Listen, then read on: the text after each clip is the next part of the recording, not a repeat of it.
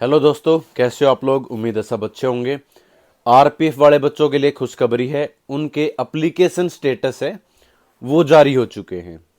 Application status जारी होने का मतलब यही है कि आपका एग्जाम है वो जल्द से जल्द करवाया जाएगा।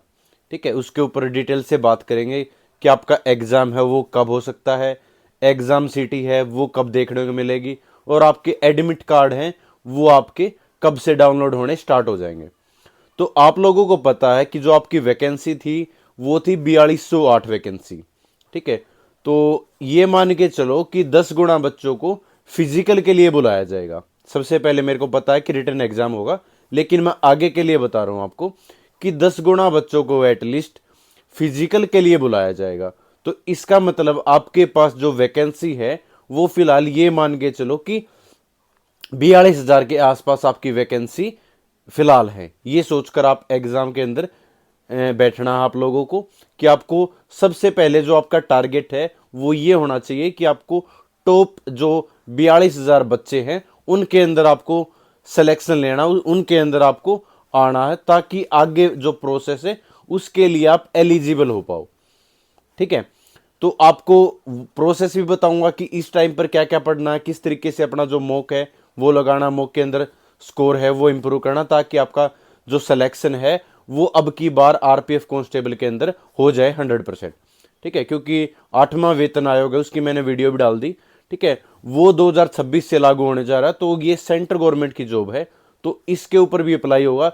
तो आपकी सैलरी 65 से 70,000 रुपये आरपीएफ कांस्टेबल की देखने को मिलेगी। ठीक है, इससे ज़्यादा भी हो सकती है, क्योंकि जो रेलवे के अलाउंसेज होते हैं ना वो सबसे ज़्यादा होते हैं। ठीक है, जो भत्ते होते हैं रेलवे के वो सबसे ज़्यादा होते हैं, तो ज़्यादा भी आपकी सैलरी है वो बढ़ सकती है। पहली बात ये।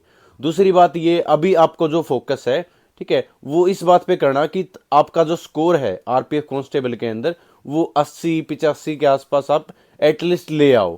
ठीक है, आप अपना जो टारगेट है वो तो एटलीस्ट हाई रखो, वैसे कि 90-95 के आसपास रखो, लेकिन एग्जाम के अंदर आप 80 का स्कोर भी कर पाते हो। ठीक है, ये भी नहीं सोचना कि आपको 120 में से 120 अटेम्प्ट करने। अगर इतने ज्यादा अटेम्प्ट करने की कोशिश करोगे ना, अगर आपके दिमाग में ये चलेगा कि मेरे को तो सर 110 नंबर लेकर आने हैं, तो अगर आपका टारगेट 110 हो गया, 110 अचीव करने, तो आप ज्यादा से ज्यादा अटेम्प्ट करने की कोशिश करोगे। तो इस अटेम्प्ट के कारण आपके जो क्वेश्चन है बहुत सारे वो गलत भी जा सकते हैं। तो मेरा मानना यही है कि आप अपना हिसाब किताब इतना रखो कि आप 85 नंबर, ठीक है, 90 नंबर, 80 नंबर एटलीस्ट एग्जाम के अंदर ले आओ, ताकि आपका जो सिलेक्शन है वो डेफिनेटली हो जाए। जो लास्ट डेट आई थी आपकी आरपीएफ कांस्टेबल एग्जाम की, ठीक है, वो जनवरी आई थी। वो जो डिपार्टमेंट के अंदर की न्यूज़ थी, ठीक है, वैसे ऑफिशियल न्यूज़ नहीं थी। तो उसका कारण यही था कि फरवरी के अंदर जीडी का एग्जाम होना तय था। ठीक है, जीडी का एग्जाम भी बेशक एसएससी करवाती हो, लेकिन टीसीएस बेस्ड ही होता है वो भी। ठीक है, इसलिए उसको पोस्टपोन कर दिया, क्योंकि जीडी का एग्जाम है, काफी बड़ा एग्जाम होता है। ठीक है, वो फरवरी में होना तय था, और जनवरी के बाद सीधा मार्च के अंदर आरपीएफ एग्जाम की जो डेट थी वो मेंशन कर रखी थी उसमें। तो इतना जो गैप है वो उस हिसाब को देखते हुए अब जो आपका एग्जाम है वो मार्च के स्टार्टिंग में होने की पूरी पूरी संभावना भाई। ठीक है, क्योंकि आपका जब एप्लीकेशन स्टेटस आता है ना वो 1.5 से 2 महीने पहले ही आता है, 1.5 से 2 महीने पहले। ठीक है, और जो आपकी एग्जाम सिटी है वो 10 दिन पहले आपको देखने को मिलती है कि कौन सी सिटी के अंदर आपका एग्जाम है। 3 से 4 दिन पहले आपके एडमिट कार्ड है वो जारी हो जाते हैं। ठीक है, अगर आप पढ़ाई को लेके सीरियस हो तो प्रेप ऐप से आप मॉक है वो लगा सकते हो, अपनी जो तैयारी है उसको परख सकते हो। 1 साल का 299 रुपये का आपका ईयरली पास है प्रेप ऐप से मिल रहा है। और अगर आप मेरा कूपन कोड, ठीक है, अगर आप मेरा कूपन कोड यूज करते हो NARWL, तो आपको 80% डिस्काउंट मिल जाएगा। मतलब आपको तकरीबन 299 रुपये में वो जो ईयरली पास है वो मिल जाएगा, क्योंकि ये ज़्यादा आपका वैसे तो, ठीक है, वैसे अगर आप देखोगे तो 1400 समथिंग रुपए का आपका पास है, लेकिन 80% का डिस्काउंट है वो मिल जाएगा। अभी प्रेप ऐप पे सबसे कम प्राइस है वो चल रहा है, तो आप उसका फ़ायदा उठा सकते हो। हर तरह के एग्ज़ाम के आप मॉक है वो लगा सकते हो। ठीक है, बात करूं मैं आरपीएफ एग्ज़ाम की। आरपीएफ एग्जाम में अभी दो चीजें आपको जरूरी है, एक तो फिजिकल, एक रिटन एग्जाम। रिटन एग्जाम के लिए आप प्रीवियस ईयर लगाओ, पिनेकल बुक से लगाओ, किरण की बुक से लगाओ, कहीं से भी लगाओ। प्रीवियस ईयर जितने भी आपके 4-5 साल के, ठीक है, टीसीएस बेस एग्जाम के, ठीक है, चाहे वो सीजीएल के अंदर पूछे गए हों, सीपीओ के अंदर पूछे गए हों, ठीक है, सीएचएसएल के अंदर पूछे गए हो, या रेलवे के एग्जाम के अंदर पूछे गए, वो सारे क्वेश्चन आपको रिवाइज करने हैं कम से कम। ठीक है, आप वो किसी ऐप से लगाओ, किसी यूट्यूब चैनल से लगाओ, या बुक से लगाओ, वो आपकी इच्छा है। ठीक है, आप प्रीवियस ईयर के ऊपर फोकस करो, करंट अफेयर है उसके ऊपर ज्यादा फोकस करो। ठीक है, रेलवे के अंदर साइंस पूछी जाती है तो साइंस के क्वेश्चन है वो कर सकते हो, एनसीईआरटी बेस्ड। ठीक है, एनसीईआरटी बेस्ड जितने भी क्वेश्चन है वो कर सकते हो। और आप ज्यादा से ज्यादा मॉक लगाओ भाई, क्योंकि मॉक नहीं लगाओगे तो आपको अपनी जो तैयारी है उसका आइडिया नहीं हो पाएगा। ठीक है, कि आप कहाँ पर स्टैंड कर रहे हो। मेन एग्जाम के अंदर आप डायरेक्ट एग्जाम देने जाओगे, 70 नंबर ले आओगे, क्या फायदा उस चीज का। इससे अच्छा है कि आप अच्छे से अपने जो तैयारी है उसको परखो, आप कहाँ पर वीक हो। अगर इस टाइम पर आपको आइडिया हो जाता है कि मेरे ये सब्जेक्ट, ये चीजें आपकी कवर नहीं है, तो आपके पास टाइम है, ठीक है, महीना 1.5 महीने का, कि आप उन तैयारी को कवर कर सकते हो। ठीक है, उन सब्जेक्ट्स को, उन आपके वीक पॉइंट है उनको आप कवर कर सकते हो।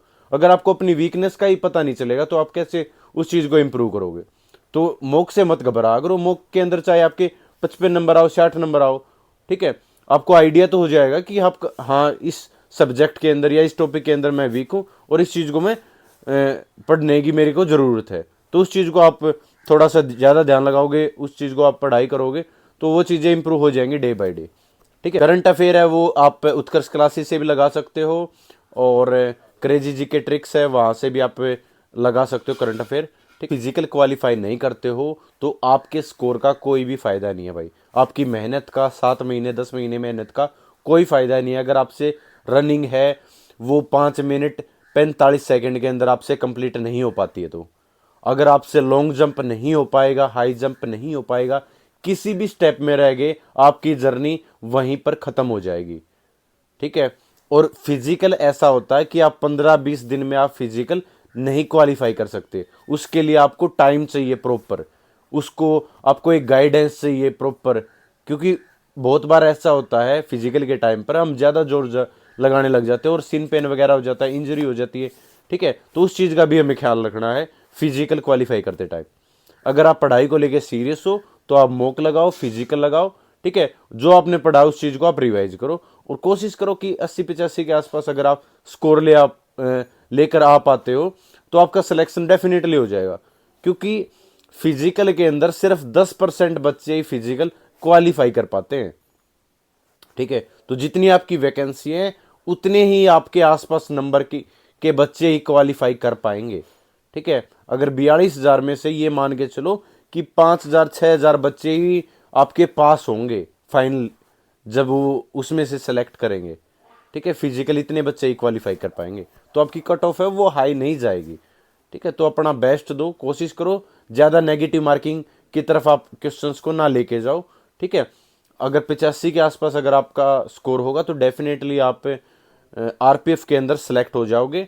और अपॉर्चुनिटी बहुत अच्छी है भाई जी, जो भी आपके एग्जाम्स हैं, आरपीएफ का हो या 2025 के अंदर कांस्टेबल का हो, सब इंस्पेक्टर का हो, अपॉर्चुनिटी बहुत अच्छी है। इस अपॉर्चुनिटी को एटलीस्ट मत जाने दो। ठीक है, तो थैंक यू सो मच, जय हिंद सभी को, नमस्कार।